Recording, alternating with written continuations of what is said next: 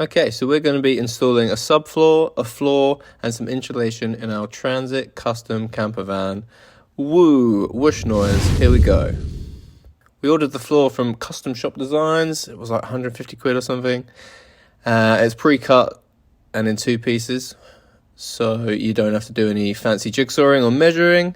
We thought that was definitely worth the extra money than just buying ply. Maybe we're lazy. Maybe you're really good on a jigsaw. You can make your own decisions. So we decided for our subfloor we were going to glue wooden battens to the floor and then insulate between those battens and screw down the ply floor on top of that. This way we don't have to put any nails through the metalwork of the van. We've had so many leaks in other vans and actually on this van, which I'll tell you about later maybe. Sick and tired of leaks basically, so I don't want to risk having any moisture coming in. We're not doing plumbing in the van either, again because we just don't want to have plumbing, moisture, I don't know. That's what I think about it anyway. So started off, we mapped out how we were going to put this subfloor onto the floor. And then we cut the bits to shape. Due to these ribs on the floor, we had to sand down a couple of edges just so that the battens laid flat. I got loads of glamour shots of this sander for some reason. It just looked good in the light.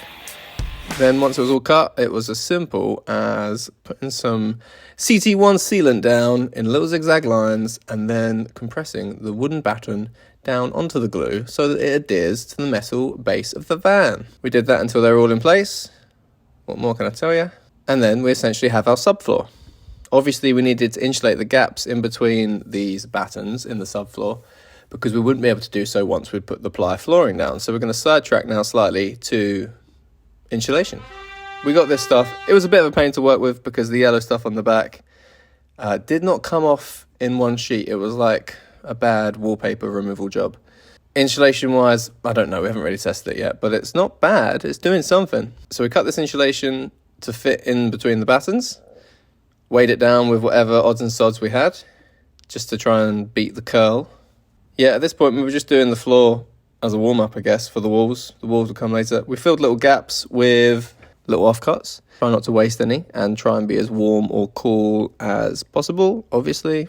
Then once they're all cut to size, we just peeled this really good yellow stuff off the back, which comes off in one piece all the time. Just kidding. And we stuck that down, and it was looking pretty neat at this point. So here you can see our insulation stuck down in between the wooden battens that create the subfloor for our ply floor in our van. Then I used some masking tape just to mark out where the battens were, so that when I screwed down through the floor, I had a rough idea of where they were. I never lifted it up to check if I hit or missed, but hopefully I hit. So now it was time to drag in the ply floor. As you can see, that bit fits pretty well.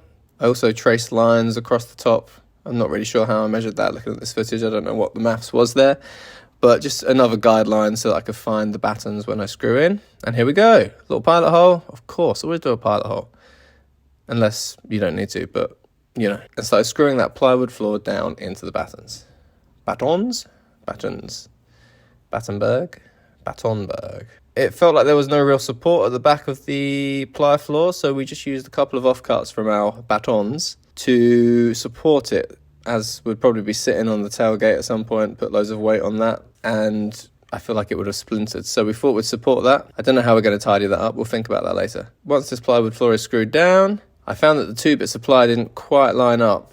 Potentially due to our wobbly battens, potentially due to an error that I made, but who could say for sure?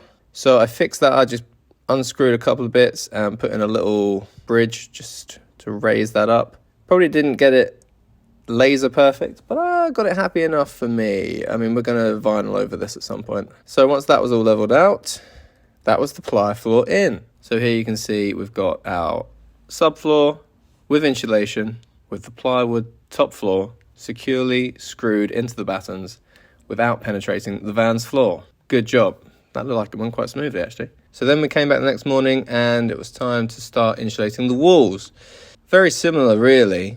Cut them to shape, stick them down, and if you need to, shove them up inside some panels so that you can cover as much surface area of the van wall as possible. The wheel arches were fun, and I mean that genuinely now. Thinking back, it was a fun little puzzle. You have to piece together some bits and make some unusual cuts, and it's quite fun is what I'm saying, I guess. Then any cracks we had in between the panels of insulation, we just taped up with this foil tape. We got that from B&Q as well. And then by the end, they were actually looking pretty smart, if I do say so myself. Did the same for the cracks on the walls and everywhere. And the ceiling, of course. We later bought some more insulation because we thought it'd be good to have some more coverage. And also, we weren't sure how good the quality of the first one was. Either way, we got some more to finish doing the roof, I think, is what I was trying to tell you. Oh, and then we got some dead easy EcoFill fleece to stuff in all the gaps. We've used a mixture of this and a similar product from B&Q. That's 3 times in the video I've mentioned B&Q. They're just our local hardware supplier, I swear, guys. And both are really good. They're both made from recycled plastic bottles, I think. And if they get wet, they don't retain the moisture. And we have had a leak on the back door handle, which I wouldn't say is a common problem, but it is a documented problem on the Transits, the Mark 8 full-size Transit and the newer shape Custom. So we have tested these things against moisture already. And you know what? Every time they ring out and they're bone dry. So I would really recommend them. Here's a shot of the moon. So basically, that's how we installed our subfloor, insulation, and ply floor in our Transit Custom campervan conversion. See you next time. I think we're gonna put the skylight in.